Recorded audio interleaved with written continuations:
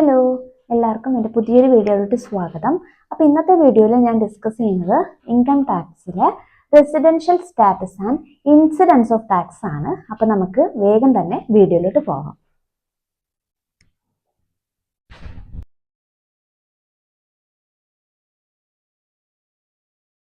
Residential status and incidence of tax of an individual ആണ് നമ്മൾ ഇന്ന് നോക്കാൻ വേണ്ടി പോകുന്നത്. അപ്പോൾ ഒരു വ്യക്തിയുടെ ടാക്സ് ലയബിലിറ്റി നമ്മൾ കണ്ടുപിടിക്കുന്നത് അയാളുടെ റെസിഡൻഷ്യൽ സ്റ്റാറ്റസ് നോക്കിയിട്ടാണ്. എന്തുകൊണ്ടാന്ന് വെച്ചാൽ ഒരു വ്യക്തിയുടെ ടോട്ടൽ ഇൻകം നമ്മൾ കണ്ടുപിടിക്കുന്നത് റെസിഡൻഷ്യൽ സ്റ്റാറ്റസ് നോക്കിയിട്ടാണ്. അപ്പോൾ അതുകൊണ്ടാണ് ടാക്സ് ലയബിലിറ്റി റെസിഡൻഷ്യൽ സ്റ്റാറ്റസിന്റെ ബേസിലാണ് നമ്മൾ അസസ് ചെയ്യുന്നതെന്ന് പറയുന്നത്. അപ്പോൾ നോക്കാം, ഈ റെസിഡൻഷ്യൽ സ്റ്റാറ്റസ് എന്ന് പറയുമ്പോൾ അവിടെ നമ്മൾ ഒരാളുടെ റെസിഡൻഷ്യൽ സ്റ്റാറ്റസ് നോക്കണമെങ്കിൽ അവിടെ മെയിനായിട്ട് രണ്ട് തരത്തിലുള്ള കണ്ടീഷനാണ് വരുന്നത്. ഒന്ന് ബേസിക് കണ്ടീഷനും ഒന്ന് അഡീഷണൽ കണ്ടീഷനും. ഓക്കെ, അപ്പോൾ ഒരാളുടെ റെസിഡൻഷ്യൽ സ്റ്റാറ്റസ്, ഒരു ഇൻഡിവിജ്വലിന്റെ റെസിഡൻഷ്യൽ സ്റ്റാറ്റസ് നമ്മൾ നോക്കണമെങ്കിൽ അവിടെ നമ്മൾ നോക്കുന്നത് രണ്ട് തരത്തിലുള്ള കണ്ടീഷനാണ്. ഒന്ന് ബേസിക് കണ്ടീഷനും രണ്ടാമത്തത് അഡീഷണൽ കണ്ടീഷനും. ഈ റെസിഡൻഷ്യൽ സ്റ്റാറ്റസ് എന്ന് പറയുമ്പോൾ മൂന്ന് തരത്തിലാണ് ഇത് വരുന്നത്. ഒന്ന് റെസിഡന്റ് ആൻഡ് ഓർഡിനറി റെസിഡന്റ് ആണ്. Then resident but not ordinary resident. മൂന്നാമത്തത് നോൺ റെസിഡന്റ്. ഈ മൂന്ന് കാറ്റഗറിയാണ് ഈ റെസിഡൻഷ്യൽ സ്റ്റാറ്റസിൽ വരുന്നത്. ഒന്ന് resident and ordinary resident, then resident but not ordinary resident, third one non resident.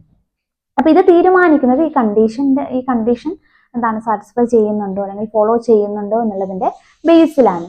അപ്പൊ നോക്കാം, നമുക്ക് രണ്ട് ബേസിക് കണ്ടീഷനും രണ്ട് അഡീഷണൽ കണ്ടീഷനും ആണുള്ളത്. നോക്കിയേ, ബേസിക് കണ്ടീഷൻ നോക്കിയേ. The assessee is in India during the previous year for a period of 182 days or more. Assessee എന്ന് പറഞ്ഞാൽ ആരാണോ ടാക്സ് അടക്കാൻ ലയബിൾ ആയിട്ടുള്ള വ്യക്തി, അയാളെയാണ് നമ്മൾ അസസി എന്ന് പറയുന്നത്. അപ്പോൾ assessee is in India during the previous year. Previous year എന്ന് വെച്ചാൽ എന്താണ്? അതായത് അസസ്മെന്റ് ഇയർ എന്ന് വെച്ചാൽ ഇപ്പോൾ നിലവിൽ നമ്മൾ ഏത് വർഷമാണോ ഇത് അസസ്മെന്റ് നടത്തുന്നത് ആ വർഷത്തെയാണ് അസസ്മെന്റ് ഇയർ എന്ന് പറയാ. ഏത് വർഷമാണോ നമ്മൾ ഇൻകം ഏൺ ചെയ്തത് അല്ലെങ്കിൽ ഈ അസസ്മെന്റ് ഇയറിന് തൊട്ട് മുന്നത്തെ വർഷമാണ് പ്രീവിയസ് ഇയർ എന്ന് പറയുന്നത്. ഇപ്പൊ നിലവില് നമ്മുടെ കറണ്ട് അസസ്മെന്റ് ഇയർ എന്ന് പറയുന്നത് 2025-26 നമ്മുടെ പ്രീവിയസ് ഇയർ എന്ന് പറയുന്നത് 2024-25 ആണ്. ഓക്കെ, അപ്പോ ഇവിടെ പറയുന്നത് ബേസിക് കണ്ടീഷനിൽ ഒന്നാമത്തെ കണ്ടീഷൻ എന്ന് പറയുന്നത് assessee is in India during the previous year for a period of 182 days or more. അതായത് പ്രീവിയസ് ഇയറിൽ, നമ്മുടെ പ്രീവിയസ് ഇയർ എന്ന് പറഞ്ഞാൽ ഏതാണ്? 2024-25 വർഷം. അതായത് 2024 ഏപ്രിൽ 1 മുതൽ മാർച്ച് 31, 2025 വരെയുള്ള പീരീഡിൽ അസസി ഇന്ത്യയിൽ എത്ര ദിവസം താമസിച്ചിരിക്കണം?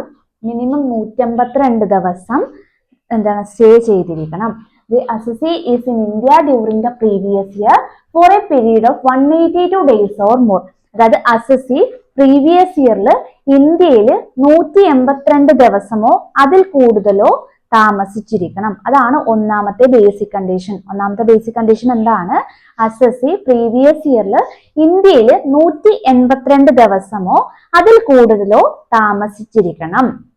ഇനി രണ്ടാമത്തെ ബേസിക് കണ്ടീഷൻ നോക്കിയേ. The assessee in India during the previous year for a period of 60 days or more and has been in India for a period of 365 days or more during 4 years preceding the previous year.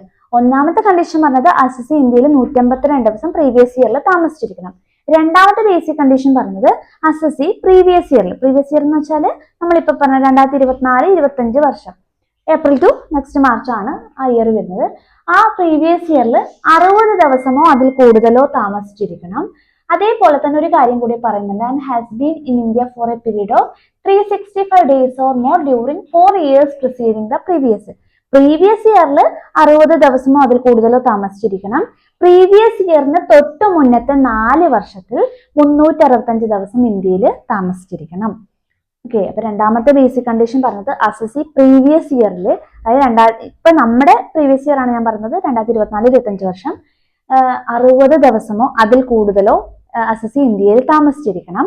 Plus അതിന്റെ കൂടെ ഒരു കാര്യം കൂടി പറയുന്നുണ്ട്, ഈ previous ഇയറിന് തൊട്ടു മുന്നത്തെ 4 വർഷത്തിൽ 365 ദിവസവും ഇന്ത്യയിൽ താമസിച്ചിരിക്കണം. അതാണ് രണ്ടാമത്തെ ബേസിക് കണ്ടീഷൻ. ഒന്നാമത്തെ ബേസിക് കണ്ടീഷൻ അസസി പ്രീവിയസ് ഇയറിൽ ഇന്ത്യയിൽ 152 ദിവസം അല്ലെങ്കിൽ 152 ദിവസമോ അതിൽ കൂടുതലോ താമസിച്ചിരിക്കണം. രണ്ടാമത്തെ ബേസിക് കണ്ടീഷൻ പറഞ്ഞത് അസസി ഇന്ത്യയിൽ പ്രീവിയസ് ഇയറിൽ 60 ദിവസമോ അതിൽ കൂടുതലോ താമസിച്ചിരിക്കണം. പ്ലസ് അതിന്റെ കൂടെ ഒരു കാര്യം കൂടി പറയുന്നുണ്ട്, ഈ പ്രീവിയസ് ഇയറിന് തൊട്ട് മുന്നത്തെ 4 വർഷത്തിൽ 365 ദിവസം ഇന്ത്യയിൽ താമസിച്ചിരിക്കണം. അപ്പൊ ഇതാണ് 2 ബേസിക് കണ്ടീഷൻ എന്ന് പറയുന്നത്. ഇനി ഇതുമായിട്ട് ബന്ധപ്പെട്ട് കുറച്ച് കാര്യങ്ങൾ പറയുന്നുണ്ട്. അതായത് നമ്മളിപ്പോ ഇവിടെ ഒരു 60 ദിവസത്തിന്റെ കാര്യം പറഞ്ഞു. രണ്ടാമത്തെ ബേസിക് കണ്ടീഷനിൽ ഒരു 60 ദിവസത്തിന്റെ കാര്യം പറഞ്ഞു. ആ 60 ദിവസത്തിന് എന്താണ്, ചില കേസിൽ ഈ 60 ദിവസം എന്നുള്ളത് 182 ഡേയ്സ് തന്നെ നിർബന്ധമാണ്. ചില കേസിൽ 60 ദിവസം എന്നുള്ളത് 182 ദിവസം തന്നെ നിർബന്ധമുള്ള കേസ് ഉണ്ട്. അതാണ് നമ്മൾ പറയുന്നത്. നോക്കുക, the 60 days mentioned here will be extended to 182 days in the following cases. താഴെ പറയുന്ന 2 കേസിൽ ഈ 60 എന്നുള്ളത് 182 ദിവസം തന്നെ വേണം. 60 നിന്നാ പോരാ, ഇവിടെ 182 ദിവസം തന്നെ വേണ്ട കേസ് ഉണ്ട്. അതിൽ ഒന്നാമത്തത്, in the case of an individual who is A citizen of Indian citizen ആണ്, ഇന്ത്യയിൽ ജനിച്ചു വളർന്ന ഒരാളാണ്, who leaves India in any previous year as a member of the crew of an Indian ship or for the purpose of employment outside India. അതായത് Indian citizen ആണ്, അയാൾ എന്ത് ചെയ്യുന്നു, ഇന്ത്യ വിട്ടു പോവാണ്. അതായത് ചിലപ്പോൾ ഇന്ത്യൻ ഷിപ്പില് കപ്പലിലെ ജീവനക്കാരനായിട്ടോ അല്ലെങ്കിൽ മറ്റെന്തെങ്കിലും എംപ്ലോയ്മെന്റ് പർപ്പസിന് വേണ്ടിയിട്ട് ഇന്ത്യ വിട്ടു പോവുകയാണെങ്കിൽ അദ്ദേഹത്തിന് 60 ദിവസം എന്നുള്ളത് എത്ര തന്നെ വേണം, 182 ദിവസം തന്നെ വേണം. അപ്പോൾ ഒന്നാമത്തെ കേസ് പറയുന്നത്, അതായത് ഒരു ഇന്ത്യൻ സിറ്റിസൺ, ഇന്ത്യയിൽ ജനിച്ചു വളർന്ന ഒരാളാണ്, അദ്ദേഹം ഇന്ത്യൻ ഷിപ്പിൽ എന്താണ് ജീവനക്കാരനായിട്ടോ അല്ലെങ്കിൽ ഇന്ത്യക്ക് പുറത്ത് എവിടെയെങ്കിലും എംപ്ലോയ്മെന്റ് പർപ്പസിന് വേണ്ടിയിട്ട് പോവുകയാണെങ്കിൽ അദ്ദേഹത്തിന് 60 ദിവസം എന്നുള്ളത് എന്താണ്, ബാധകമല്ല. അവിടെ എത്ര തന്നെ വേണം, 182 ദിവസം തന്നെ വേണം. രണ്ടാമത്തെ കേസ് പറഞ്ഞത്, in the case of an individual being a citizen of India or a person of Indian origin who comes on a visit to India in any previous. അതായത് രണ്ടാമത്തെ കേസും ഇന്ത്യൻ സിറ്റിസൺ തന്നെയാണ്, ഇന്ത്യയിൽ ജനിച്ചു വളർന്ന ഒരാളാണ്. അപ്പോൾ ഈ Indian citizen who comes on a visit to India in any previous year, അതായത് ഇദ്ദേഹം ഇന്ത്യയിൽ വിസിറ്റിന് വരുവാണെങ്കിൽ എത്ര ദിവസം പോരാ, 60 ദിവസം പോരാ, എത്ര തന്നെ വേണം, 182 ദിവസം തന്നെ വേണം. ഓക്കെ, ഇന്ത്യൻ ഒറിജിൻ ആണ് അല്ലെങ്കിൽ ഇന്ത്യൻ സിറ്റിസൺ ആണ്, പക്ഷെ ഇന്ത്യയിൽ വിസിറ്റിന് വരുന്നതാണ്. അങ്ങനെ വിസിറ്റിന് വരുന്നുണ്ടെങ്കിൽ 60 ദിവസം പോരാ, എത്ര തന്നെ വേണം, 182 ദിവസം തന്നെ വേണം. അപ്പോൾ ഇത് രണ്ടുമാണ് അതിൽ വരുന്ന കേസസ്. അതായത് നമ്മൾ സെക്കൻഡ് ബേസിക് കണ്ടീഷനിൽ പറഞ്ഞത് അസസി പ്രീവിയസ് ഇയറിൽ 60 ദിവസം ഇന്ത്യയിൽ നിന്നാൽ മതി, പ്ലസ് അതിന്റെ കൂടെ എന്താണ്, ഈ പ്രീവിയസ് ഇയറിന് തൊട്ട് മുന്നത്തെ 4 വർഷത്തിൽ 365 ദിവസം ഇന്ത്യയിൽ നിന്നാൽ മതി. അതാണ് സെക്കൻഡ് ബേസിക് കണ്ടീഷൻ. അതിനൊരു എക്സംഷൻ ആയിട്ടാണ് പറയുന്നത് ഈ 60 ദിവസം എന്നുള്ളത് താഴെ പറഞ്ഞ 2 കേസിൽ 182 ദിവസം തന്നെ വേണ്ട 2 കേസാണ്. അതിലൊന്നാണ് എന്താണ്, ഇന്ത്യൻ ഒറിജിൻ ആണ് അല്ലെങ്കിൽ ഇന്ത്യൻ സിറ്റിസൺ ആണ്, ഒരു എന്താണ് ഇന്ത്യൻ ഷിപ്പിലെ ജീവനക്കാരനാണ്, അല്ലെങ്കിൽ ഇന്ത്യക്ക് പുറത്ത് എവിടെയെങ്കിലും എംപ്ലോയ്മെന്റ് അല്ലെങ്കിൽ എന്താണ് ജോലി ചെയ്യുന്ന ആളാണെങ്കിൽ, അങ്ങനെയെങ്കിൽ അവർക്ക് എന്താണ് 60 ദിവസം പോരാ, 182 ദിവസം തന്നെ ഇന്ത്യയിൽ സ്റ്റേ ചെയ്യണം. അതേപോലെ ഇന്ത്യൻ ഒറിജിൻ ആണ്, ഇന്ത്യയിലേക്ക് വിസിറ്റിന് വരുന്നതാണെങ്കിൽ അങ്ങനെയുള്ള കേസിലും അവർക്ക് 60 ദിവസം പോരാ, എത്ര തന്നെ വേണം, 182 ദിവസം തന്നെ വേണം. ഓക്കെ, ഇനി ഇതിലും ഒരു കാര്യം പറയുന്നുണ്ട്, ശ്രദ്ധിക്കുക. With effect from 2020-21 the period of stay of 182 days has been reduced to 120 days in the case of a person whose taxable income other than from foreign sources more than 15 lakh. അവിടെ ശ്രദ്ധിക്കേണ്ടത്, നമ്മൾ ഇപ്പൊ പറഞ്ഞല്ലോ ഒരു 152 ദിവസത്തിന്റെ കാര്യം, അത് 2020-21 വർഷത്തിൽ 152 എന്നുള്ളത് 120 ദിവസമായിട്ട് കുറച്ചിട്ടുണ്ട്. അപ്പൊ ഈ താഴെ പറഞ്ഞ 2 കേസിലാണ് നമ്മൾ 152 ദിവസം വേണമെന്ന് പറഞ്ഞത്. ആ കേസില് 2020-21 വർഷത്തിൽ 182 ദിവസം എന്നുള്ളത് 120 ദിവസമായിട്ട് കുറച്ചിട്ടുണ്ട്. പക്ഷെ ഇത് പറയുന്ന case is in the case of a person whose taxable income other than from foreign sources more than 15 lakh. അതായത് ഇന്ത്യക്ക് പുറത്തുനിന്ന് കിട്ടുന്ന ഇൻകം അല്ല, ഇന്ത്യയിൽ നിന്ന് മാത്രം കിട്ടുന്ന ഇൻകം 15 ലക്ഷത്തിൽ കൂടുതലാണെങ്കിൽ, ഇന്ത്യയിൽ നിന്ന് തന്നെ ഏൺ ചെയ്യുന്ന ഇൻകം, ഇന്ത്യക്ക് പുറത്തുനിന്നല്ല, ഇന്ത്യയിൽ നിന്ന് തന്നെ ഏൺ ചെയ്യുന്ന ഇൻകം 15 ലക്ഷത്തിൽ കൂടുതലാണെങ്കിൽ 152 ദിവസം എന്നുള്ളത് എത്രയായിട്ട് കുറയും? 120 ദിവസം മതിയാവും. മനസ്സിലാവുന്നുണ്ടോ? അതായത് നമ്മൾ ഈ പറയുന്നത് ഇപ്പൊ ഞാനൊരു എക്സംഷൻ പറഞ്ഞില്ല, 60 ദിവസം എന്നുള്ളത് 152 ദിവസം മതി, 152 ദിവസം വേണം എന്നുള്ള ആ കേസിന്റെ ഒരു കാര്യമാണ് പറയുന്നത്. 2020-21 വർഷത്തിൽ എന്താണ് ഈ 152 ദിവസം വേണം എന്നുള്ളത് 120 ദിവസമാക്കി കുറച്ചിട്ടുണ്ട്. ആ കുറക്കുന്ന കേസ് എന്ന് പറയുന്നത് ഈ വ്യക്തിക്ക് ടോട്ടൽ ഇൻകം എന്ന് പറയുന്നത്, അതായത് ഇന്ത്യയിൽ നിന്ന് മാത്രം കിട്ടുന്നത്, ഫോറിൻ സോഴ്സ് അല്ല, ഇന്ത്യയിൽ നിന്ന് കിട്ടുന്ന ഇൻകം 15 ലക്ഷത്തിൽ കൂടുതലാണെങ്കിൽ 152 ദിവസം എന്നുള്ളത് എത്രയാവും? 120 ദിവസമായിട്ട് കുറയും. അപ്പൊ 120 ദിവസം ഉണ്ടെങ്കിൽ തന്നെ ആ കണ്ടീഷൻ എന്താവും? സാറ്റിസ്ഫൈ ചെയ്യും. ഓക്കെ, അപ്പൊ 120 ദിവസം മതി എന്നാണ് പറയുന്നത്. അപ്പൊ 15 ലക്ഷത്തിന്റെ കേസ് ഓർത്തിരിക്കുക. അപ്പൊ 15 ലക്ഷത്തിൽ കൂടുതലാകുന്ന സമയത്താണ് 120 ഡേയ്സ് മതിയാവുന്നത്. പിന്നെ ഒരു കാര്യം കൂടി, a citizen of India who comes on a visit to India staying more than 120 days and less than 182 days will be considered as resident but not ordinary resident. Important ആണ്. ഒരു വ്യക്തി ഇന്ത്യൻ സിറ്റിസൺ ആണ്, ഇന്ത്യയിൽ വിസിറ്റിന് വരുന്നതാണ്.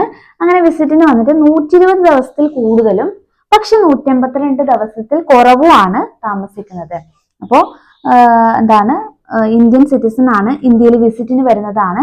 ഇന്ത്യയിൽ വിസിറ്റിന് വരുന്ന സമയത്ത് 120 ദിവസത്തിൽ കൂടുതൽ താമസിക്കുന്നു, പക്ഷെ 152 ദിവസത്തിൽ കുറവാണെങ്കിൽ അയാൾ നമ്മൾ കൺസിഡർ ചെയ്യുന്നത് resident but not ordinary resident ആയിട്ടാണ്. Resident but not ordinary resident ആയിട്ടാണ് നമ്മൾ എന്ത് ചെയ്യുന്നത്? അയാളെ കൺസിഡർ ചെയ്യുന്നത്. അപ്പോ ഇത് കൂടി ഓർത്തിരിക്കുക. അതായത് 120 ദിവസത്തിൽ കൂടുതലും 152 ദിവസത്തിൽ കുറവുമാണെങ്കിൽ resident but not ordinary resident ആയിട്ടാണ് നമ്മൾ അദ്ദേഹത്തെ ട്രീറ്റ് ചെയ്യുന്നത്. അപ്പൊ ഇതാണ് ഈ സെക്കൻഡ് ബേസിക് കണ്ടീഷനുമായിട്ട് ബന്ധപ്പെട്ട് പറയുന്ന കാര്യം. അപ്പോൾ ഒന്നാമത്തെ ബേസിക് കണ്ടീഷൻ എന്ന് പറയുന്നത് എന്താണ്?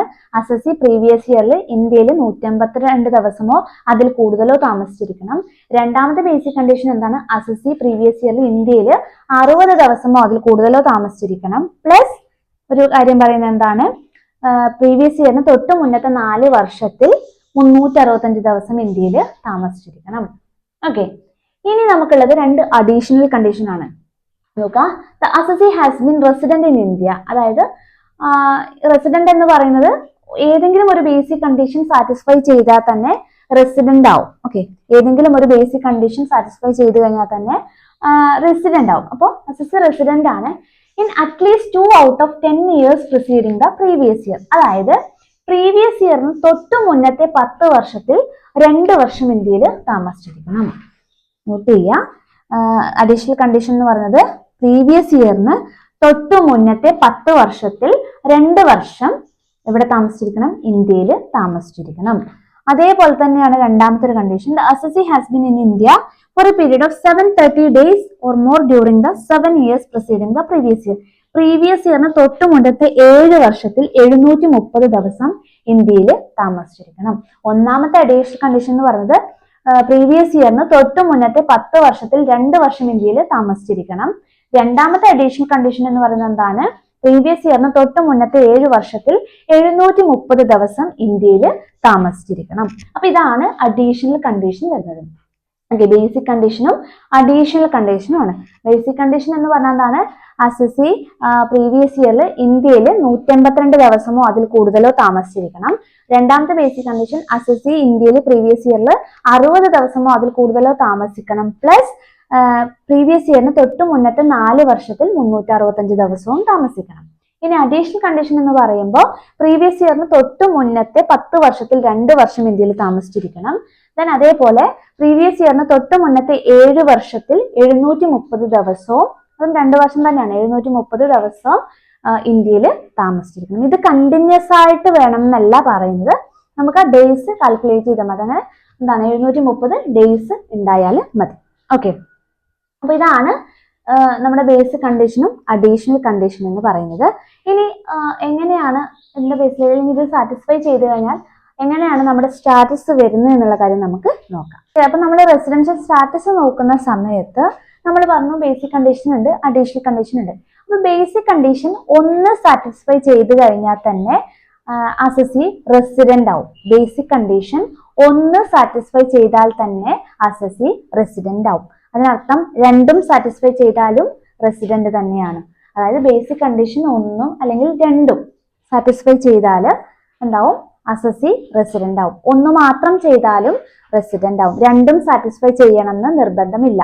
ഇനി രണ്ടും സാറ്റിസ്ഫൈ ചെയ്യുന്നില്ലെങ്കിൽ, ബേസിക് കണ്ടീഷൻ രണ്ടും സാറ്റിസ്ഫൈ ചെയ്യുന്നില്ലെങ്കിൽ അദ്ദേഹം നോൺ റെസിഡന്റ് ആണ്. ഓക്കെ, ബേസിക് കണ്ടീഷൻ ഒന്നെങ്കിലും സാറ്റിസ്ഫൈ ചെയ്താൽ റെസിഡന്റ് ആണ്.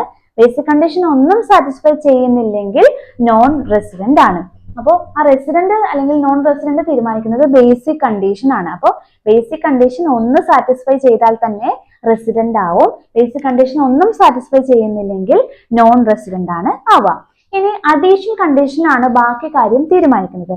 അപ്പോ അഡീഷണൽ കണ്ടീഷന്റെ കേസിൽ ഒന്ന് സാറ്റിസ്ഫൈ ചെയ്ത് കഴിഞ്ഞാൽ നോട്ട് ഓർഡിനറിലി റെസിഡന്റ് ആണ് ആവുക. അഡീഷണൽ കണ്ടീഷൻ രണ്ടും സാറ്റിസ്ഫൈ ചെയ്ത് കഴിഞ്ഞാൽ മാത്രമേ ഓർഡിനറിലി റെസിഡന്റ് ആവൂ. അഡീഷണൽ കണ്ടീഷൻ രണ്ടും സാറ്റിസ്ഫൈ ചെയ്ത് കഴിഞ്ഞാൽ മാത്രമേ ഓർഡിനറിലി റെസിഡന്റ് ആവൂ. ഓക്കെ, അഡീഷണൽ കണ്ടീഷൻ ഒന്നേ സാറ്റിസ്ഫൈ ചെയ്യുന്നുള്ളൂ എങ്കിൽ നോട്ട് ഓർഡിനറിലി റെസിഡന്റ് ആണ് ആവുക. അഡീഷണൽ കണ്ടീഷൻ ഒന്ന് മാത്രമേ സാറ്റിസ്ഫൈ ചെയ്യുന്നുള്ളൂവെങ്കിൽ നോട്ട് ഓർഡിനറിലി റെസിഡന്റ് ആണ് ആവുക. അപ്പൊ മനസ്സിലായോ? ബേസിക് കണ്ടീഷൻ ഒന്ന് സാറ്റിസ്ഫൈ ചെയ്താൽ തന്നെ റെസിഡന്റ് ആവും. ഇനി ബേസിക് കണ്ടീഷൻ ഒന്നും സാറ്റിസ്ഫൈ ചെയ്യുന്നില്ലെങ്കിൽ നോൺ റെസിഡന്റ് ആണ് ആവുക. ഓക്കെ, അങ്ങനെ ബേസിക് കണ്ടീഷൻ ഒന്നും സാറ്റിസ്ഫൈ ചെയ്യുന്നില്ലെങ്കിൽ പിന്നെ അഡീഷണൽ കണ്ടീഷൻ നോക്കേണ്ട ആവശ്യമില്ല, അത് നോൺ റെസിഡന്റ് ആണ്. ഓക്കെ, ഇനി ബേസിക് കണ്ടീഷൻ ഇപ്പൊ ഒന്ന് സാറ്റിസ്ഫൈ ചെയ്യുന്നുണ്ട്, പിന്നെ നമ്മൾ നോക്കേണ്ടത് അഡീഷണൽ കണ്ടീഷൻ ആണ്. അഡീഷണൽ കണ്ടീഷൻ രണ്ടും സാറ്റിസ്ഫൈ ചെയ്യുന്നുണ്ടെങ്കിൽ റെസിഡന്റ് ആൻഡ് ഓർഡിനറിലി റെസിഡന്റ് ആണ്. ഇനി അഡീഷണൽ കണ്ടീഷൻ ഒന്നേ സാറ്റിസ്ഫൈ ചെയ്യുന്നുള്ളൂ എങ്കിൽ resident but not ordinarily resident ആണ് വരിക. അപ്പൊ ഞാൻ ആദ്യമേ പറഞ്ഞു 3 കാറ്റഗറിയാണ് വരുന്നത്: resident and ordinarily resident, resident but not ordinarily resident, non resident. Okay, അപ്പോ ഈ റെസിഡന്റ് ആണോ നോൺ റെസിഡന്റ് ആണോ തീരുമാനിക്കുന്നത് ബേസിക് കണ്ടീഷൻ ആണ്. ബേസിക് കണ്ടീഷൻ ഒന്ന് സാറ്റിസ്ഫൈ ചെയ്താൽ തന്നെ റെസിഡന്റ് ആവും. ഓക്കെ, പിന്നെ നമ്മൾ നോക്കേണ്ടത് അഡീഷണൽ കണ്ടീഷൻ ആണ്. അഡീഷണൽ കണ്ടീഷന്റെ അഡീഷണൽ കണ്ടീഷൻ ഒന്ന് സാറ്റിസ്ഫൈ ചെയ്ത് കഴിഞ്ഞാൽ നോട്ട് ഓർഡിനറിലി റെസിഡന്റ് ആണ് ആവുക. അപ്പൊ അഡീഷണൽ കണ്ടീഷൻ രണ്ടും സാറ്റിസ്ഫൈ ചെയ്യുന്നില്ലെങ്കിൽ നോട്ട് ഓർഡിനറി റെസിഡന്റ് ആണ്. അഡീഷണൽ കണ്ടീഷൻ രണ്ടും സാറ്റിസ്ഫൈ ചെയ്താൽ ഓർഡിനറിലി റെസിഡന്റ് ആണ് വരിക. ഇത്രയാണ് അതിൽ പറയുന്ന ഒരു കാര്യം. അത് തന്നെ ഞാൻ ഇവിടെ ടേബിൾ ആക്കി കൊടുത്തിട്ടുണ്ട്. Satisfying both the basic condition and both the additional condition. അതായത് രണ്ട് ബേസിക് കണ്ടീഷനും സാറ്റിസ്ഫൈ ചെയ്തു, രണ്ട് അഡീഷണൽ കണ്ടീഷനും സാറ്റിസ്ഫൈ ചെയ്തു. രണ്ട് ബേസിക് കണ്ടീഷനും സാറ്റിസ്ഫൈ ചെയ്ത് കഴിഞ്ഞാൽ അദ്ദേഹം എന്താവും, റെസിഡന്റ് ആവും. ഇനി രണ്ട് അഡീഷണൽ കണ്ടീഷനും സാറ്റിസ്ഫൈ ചെയ്ത് കഴിഞ്ഞാൽ എന്താണ്, ഓർഡിനറിലി റെസിഡന്റ്. അപ്പൊ എന്ത് വരും, റെസിഡന്റ് ആൻഡ് ഓർഡിനറിലി റെസിഡന്റ് ആവും. അപ്പൊ ബേസിക് കണ്ടീഷൻ രണ്ടും സാറ്റിസ്ഫൈ ചെയ്ത് കഴിഞ്ഞാൽ റെസിഡന്റ് ആവും. ബേസിക് കണ്ടീഷൻ ഒന്ന് സാറ്റിസ്ഫൈ ചെയ്ത് കഴിഞ്ഞാൽ തന്നെ റെസിഡന്റ് ആവും. ഇവിടെ രണ്ടും സാറ്റിസ്ഫൈ ചെയ്യുന്നുണ്ട്. അതേപോലെ അഡീഷണൽ കണ്ടീഷൻ രണ്ടും ചെയ്ത് കഴിഞ്ഞാൽ ഓർഡിനറിലി റെസിഡന്റ് ആണ്. അപ്പൊ ആ കേസിൽ റെസിഡന്റ് ആൻഡ് ഓർഡിനറിലി റെസിഡന്റ് ആവും. ഇനി രണ്ടാമത്തത് satisfying both the basic condition. Short ആക്കി എഴുതിയാണ്, നിങ്ങൾ എഴുതുമ്പോൾ ബേസിക് കണ്ടീഷൻ അഡീഷണൽ കണ്ടീഷൻ എന്ന് തന്നെ എഴുതണം. അപ്പോൾ രണ്ടാമത്തെ satisfying both the basic condition and one of the additional condition. രണ്ട് ബേസിക് കണ്ടീഷനും സാറ്റിസ്ഫൈ ചെയ്ത് കഴിഞ്ഞാൽ എന്താവും, റെസിഡന്റ് ആവും. ഇനി ഏതെങ്കിലും ഒരു അഡീഷണൽ കണ്ടീഷൻ ആണ് ചെയ്യുന്നതെങ്കിൽ എന്താണ്, നോട്ട് ഓർഡിനറിലി റെസിഡന്റ് ആണ് ആവുക. അഡീഷണൽ കണ്ടീഷൻ ഒന്ന് മാത്രം ചെയ്ത് കഴിഞ്ഞാൽ നോട്ട് ഓർഡിനറിലി റെസിഡന്റ് ആണ് ആവുക. അപ്പോൾ resident but not ordinarily resident ആവും. നോക്കാം മൂന്നാമത്തത് satisfying both the basic condition. Both basic കണ്ടീഷനും സാറ്റിസ്ഫൈ ചെയ്ത് കഴിഞ്ഞാൽ റെസിഡന്റ് ആവും. But none of the additional condition. രണ്ട് അഡീഷണൽ കണ്ടീഷനും സാറ്റിസ്ഫൈ ചെയ്യുന്നില്ലെങ്കിൽ എന്താണ്, resident but not ordinarily resident തന്നെയാണ്. അപ്പൊ നമ്മൾ പറഞ്ഞത് അഡീഷണൽ കണ്ടീഷന്റെ കേസിൽ രണ്ടും സാറ്റിസ്ഫൈ ചെയ്യണം, എന്നാൽ മാത്രമേ ഓർഡിനറിലി റെസിഡന്റ് ആവും. ഓക്കെ, അപ്പോൾ രണ്ട് ബേസിക് കണ്ടീഷനും സാറ്റിസ്ഫൈ ചെയ്തു, ഒരു അഡീഷണൽ കണ്ടീഷനും സാറ്റിസ്ഫൈ ചെയ്യുന്നില്ലെങ്കിലും resident but not ordinarily resident ആണ് ആവുക. Satisfying one of the basic condition. One of the basic condition satisfy ചെയ്ത് കഴിഞ്ഞാലും എന്താവും, റെസിഡന്റ് ആവും. Then both the additional condition. രണ്ട് അഡീഷണൽ കണ്ടീഷൻ സാറ്റിസ്ഫൈ ചെയ്ത് കഴിഞ്ഞാൽ റെസിഡന്റ് ആൻഡ് ഓർഡിനറിലി റെസിഡന്റ് ആണ് ആവുക. ഓക്കെ, ഏതെങ്കിലും ഒരു ബേസിക് കണ്ടീഷൻ സാറ്റിസ്ഫൈ ചെയ്ത് കഴിഞ്ഞാൽ റെസിഡന്റ് ആവും, രണ്ട് അഡീഷണൽ കണ്ടീഷനും സാറ്റിസ്ഫൈ ചെയ്ത് കഴിഞ്ഞാൽ ഓർഡിനറിലി റെസിഡന്റ് ആവും. Then satisfying one of the basic condition. Basic condition ഒന്നേ ചെയ്യുന്നുള്ളൂ, റെസിഡന്റ് തന്നെയാണ് ബേസിക് കണ്ടീഷൻ ഒന്ന് ചെയ്താൽ. Then one of the additional condition. One of the additional condition satisfy ചെയ്ത് കഴിഞ്ഞാൽ എന്താണ്, നോട്ട് ഓർഡിനറിലി റെസിഡന്റ് ആണ്. അപ്പൊ എന്ത് വരും, resident but not ordinarily resident. Then satisfying one of the basic condition. One of the basic condition satisfy ചെയ്ത് കഴിഞ്ഞാൽ resident ആണ്. Then but none of the additional condition. Additional condition ഒന്നും തന്നെ ചെയ്യുന്നില്ല, അങ്ങനെയെങ്കിൽ resident but not ordinarily resident ആണ്. Additional കണ്ടീഷന്റെ കേസിൽ രണ്ടും ചെയ്താൽ മാത്രമേ ഓർഡിനറിലി റെസിഡന്റ് ആവും. ഒന്ന് ചെയ്യുന്നില്ലെങ്കിൽ അത് ബട്ട് നോട്ട് ഓർഡിനറിലി റെസിഡന്റ് ആണ്. Then satisfying none of the basic condition. Basic condition ഒന്നും തന്നെ സാറ്റിസ്ഫൈ ചെയ്യുന്നില്ലെങ്കിൽ നമ്മൾ പറഞ്ഞു നോൺ റെസിഡന്റ് ആണ്. But satisfying both the additional condition. Basic condition ഒന്നും സാറ്റിസ്ഫൈ ചെയ്യുന്നില്ലെങ്കിൽ പിന്നെ അഡീഷണൽ കണ്ടീഷന്റെ കേസ് നോക്കേണ്ട കാര്യമില്ല, കാരണം അത് നോൺ റെസിഡന്റ് ആയിരിക്കും. അപ്പോ ഇതാണ് അതിന്റെ ഒരു രീതി എന്ന് പറയുന്നത്. നമ്മൾ എങ്ങനെയാണ് റെസിഡൻഷ്യൽ സ്റ്റാറ്റസ് കണ്ടുപിടിക്കുക എന്നുള്ളത്. ഇനി ഒരു ഡീംഡ് റെസിഡന്റ് എന്നുള്ള ഒരു ടോപ്പിക് കൂടിയുണ്ട്, അത് കൂടി കഴിഞ്ഞിട്ട് നമുക്ക് പ്രോബ്ലത്തിലോട്ട് പോകാം. ഓക്കെ, അപ്പൊ നമ്മൾ ഡീംഡ് റെസിഡന്റ് എന്താണ്, അതായത് ഒരാളെ റെസിഡന്റ് ആയിട്ട് കരുതുന്നതാണ് deemed resident. Section 6 subsection 1A deemed റെസിഡന്റിന്റെ കാര്യം പറയുന്നത്. A person shall be deemed to be resident. ഒരാളെ റെസിഡന്റ് ആയിട്ട് എന്താണ് ട്രീറ്റ് ചെയ്യണമെങ്കിൽ താഴെ പറയുന്ന കണ്ടീഷൻസ് സാറ്റിസ്ഫൈ ചെയ്യണം. അതിൽ പറയുന്ന ഒന്ന് ഇന്ത്യൻ സിറ്റിസൺ ആയിരിക്കണം. രണ്ടാമത്തെ കാര്യം ടോട്ടൽ ഇൻകം, അതായത് ഇന്ത്യയിൽ നിന്ന് കിട്ടുന്ന ഇൻകം, ഫോറിൻ സോഴ്സിൽ നിന്ന് കിട്ടുന്ന ഇൻകം അല്ല, ഇന്ത്യയിൽ നിന്ന് കിട്ടുന്ന ഇൻകം 15 ലക്ഷത്തിൽ കൂടുതലായിരിക്കണം. അതേപോലെ ഈ ടോട്ടൽ ഇൻകം മറ്റൊരു രാജ്യത്തും എന്താണ് ടാക്സബിൾ ആവരുത്. അപ്പൊ ഈ 3 കണ്ടീഷനും സാറ്റിസ്ഫൈ ചെയ്യുന്നുണ്ടെങ്കിൽ എന്താണ് ഡീംഡ് റെസിഡന്റ് ആവും. അപ്പൊ ഒന്നാമത്തെ കണ്ടീഷൻ ഇന്ത്യൻ സിറ്റിസൺ ആയിരിക്കണം, ഇന്ത്യയിൽ നിന്ന് കിട്ടുന്ന ടോട്ടൽ ഇൻകം 15 ലക്ഷത്തിൽ കൂടുതലായിരിക്കണം, ഈ ഒരു ഇൻകം മറ്റൊരു രാജ്യത്തും ടാക്സബിൾ ആയിരിക്കരുത്. ഈ 3 കണ്ടീഷനും സാറ്റിസ്ഫൈ ചെയ്യുന്നുണ്ടെങ്കിൽ ഡീംഡ് റെസിഡന്റ് എന്ന് നമുക്ക് പറയാം. ഈ ഡീംഡ് റെസിഡന്റ് എല്ലാ കേസിലും resident but not ordinarily resident ആയിട്ടാണ് നമ്മൾ ട്രീറ്റ് ചെയ്യുന്നത്. ഈ ഡീംഡ് റെസിഡന്റ് ആണെങ്കിൽ നമ്മൾ എല്ലാ കേസിലും resident but not ordinary resident ആയിട്ടാണ് നമ്മൾ ട്രീറ്റ് ചെയ്യുന്നത്. എല്ലാ കേസിലും resident but not ordinary resident ആയിട്ടാണ് നമ്മൾ ട്രീറ്റ് ചെയ്യുന്നത്. അപ്പൊ ഈ ഒരു കേസിൽ ഡീംഡ് റെസിഡന്റ് ആയിട്ട് നമ്മൾ കാണുന്നുണ്ടെങ്കിൽ പിന്നെ നമ്മൾ എന്താണ് നമ്മൾ അഡീഷണൽ കണ്ടീഷനും അല്ലെങ്കിൽ ബേസിക് കണ്ടീഷനും നമ്മൾ നോക്കേണ്ട കാര്യമില്ല. എന്താണ് ഇപ്പൊ നമ്മൾ അത് നോക്കിയിട്ട് നമുക്ക് നോൺ റെസിഡന്റ് ആണ് ഇപ്പൊ കിട്ടുന്നതെങ്കിൽ പോലും എന്താണ് ഡീംഡ് റെസിഡന്റ് ആണെങ്കിൽ നമ്മൾ എന്ത് കാണിക്കണം, resident but not ordinary resident എന്ന് കാണിച്ചാൽ മതി. ഓക്കെ, അപ്പൊ നമുക്ക് ഡീംഡ് റെസിഡന്റ് വരുന്ന പ്രോബ്ലം നമുക്ക് ചെയ്യാം. ഓക്കെ, അപ്പൊ ഇവിടെ ഞാനൊരു ക്വസ്റ്റ്യൻ എഴുതിയിട്ടുണ്ട്. Mister Rahim, an Indian citizen employed in Kuwait, has interest income of 20 lakh in India. Details about his stay തന്നിട്ടുണ്ട്. 2024-25 വർഷം 50 days, 23-24 200 days, 22-23 300, 2021-22 250, 2021 100, 19-20 50, 18-19 100, 17-80 10, 2016-17 60 days, 2015-60 50 days, 14-15 150 days. Determine residential status. His income abroad is not subject to tax. Abroad, അതായത് ഇന്ത്യക്ക് പുറത്ത് കിട്ടുന്ന income taxable അല്ല എന്നാണ് പറയുന്നത്. What will be your answer if he is a foreign citizen but his parents were of Indian origin? ഒന്നാമത്തെ question residential status കണ്ടുപിടിക്കാൻ വേണ്ടിയിട്ടാണ്. നോക്കാം, നമ്മൾ റെസിഡൻഷ്യൽ സ്റ്റാറ്റസ് പറയുമ്പോൾ നമ്മൾ പറഞ്ഞു 2 ബേസിക് കണ്ടീഷൻ ഉണ്ട്, 2 അഡീഷണൽ കണ്ടീഷൻ ഉണ്ട്. ബേസിക് കണ്ടീഷൻ എന്തായിരുന്നു? അസസി പ്രീവിയസ് ഇയറിൽ ഇന്ത്യയിൽ 152 ദിവസമോ അതിൽ കൂടുതലോ താമസിച്ചിരിക്കണം. രണ്ടാമത്തെ ബേസിക് കണ്ടീഷൻ എന്തായിരുന്നു? അസസി ഇന്ത്യയിൽ 60 ദിവസമോ അതിൽ കൂടുതലോ താമസിക്കണം, പ്ലസ് പ്രീവിയസ് ഇയറിന് തൊട്ട് മുന്നത്തെ 4 വർഷത്തിൽ 365 ദിവസം താമസിക്കണം. ഓക്കെ, നമ്മുടെ പ്രീവിയസ് ഇയർ ആണ് 2024-25, നമ്മുടെ അസസ്മെന്റ് ഇയർ 2025-26 ആണ്. Previous year 2024-25. ആ വർഷത്തിൽ അസസി എത്ര ദിവസമേ താമസിച്ചിട്ടുള്ളൂ? 50 ഡേയ്സേ താമസിച്ചുള്ളൂ. അപ്പൊ നമ്മുടെ ബേസിക് കണ്ടീഷൻ സാറ്റിസ്ഫൈ ചെയ്യുന്നുണ്ടോ? ആദ്യത്തെ ബേസിക് കണ്ടീഷൻ പ്രകാരം 152 ദിവസം താമസിക്കണം, ഇല്ല, 50 ദിവസമേ താമസിച്ചുള്ളൂ. രണ്ടാമത്തെ ബേസിക് കണ്ടീഷൻ പ്രകാരം 60 ദിവസമെങ്കിലും താമസിക്കണം, ഇല്ല, എത്ര ദിവസം താമസിച്ചിട്ടുള്ളൂ? 50 ഡേയ്സേ താമസിച്ചിട്ടുള്ളൂ. അപ്പോ ബേസിക് കണ്ടീഷൻ സാറ്റിസ്ഫൈ ചെയ്യുന്നേ ഇല്ല. ഉണ്ടോ? ബേസിക് കണ്ടീഷൻ സാറ്റിസ്ഫൈ ചെയ്യുന്നില്ലെങ്കിൽ നമ്മൾ പറഞ്ഞ എന്താണ്? Non resident. പിന്നെ അവിടെ അഡീഷണൽ കണ്ടീഷൻ നോക്കേണ്ട കാര്യമുണ്ടോ? ഇല്ല, അത് നോക്കേണ്ട കാര്യമില്ല. റഹീം ഒരു നോൺ റെസിഡന്റ് ആണ്. എത്ര ദിവസമാണ് താമസിക്കുന്നത്? 50 ഡേയ്സ് മാത്രമാണ് താമസിക്കുന്നത്. നമ്മുടെ ബേസിക് കണ്ടീഷൻ 2 എന്ത് ചെയ്യുന്നില്ല? സാറ്റിസ്ഫൈ ചെയ്യുന്നില്ല. Does not satisfy both the basic condition.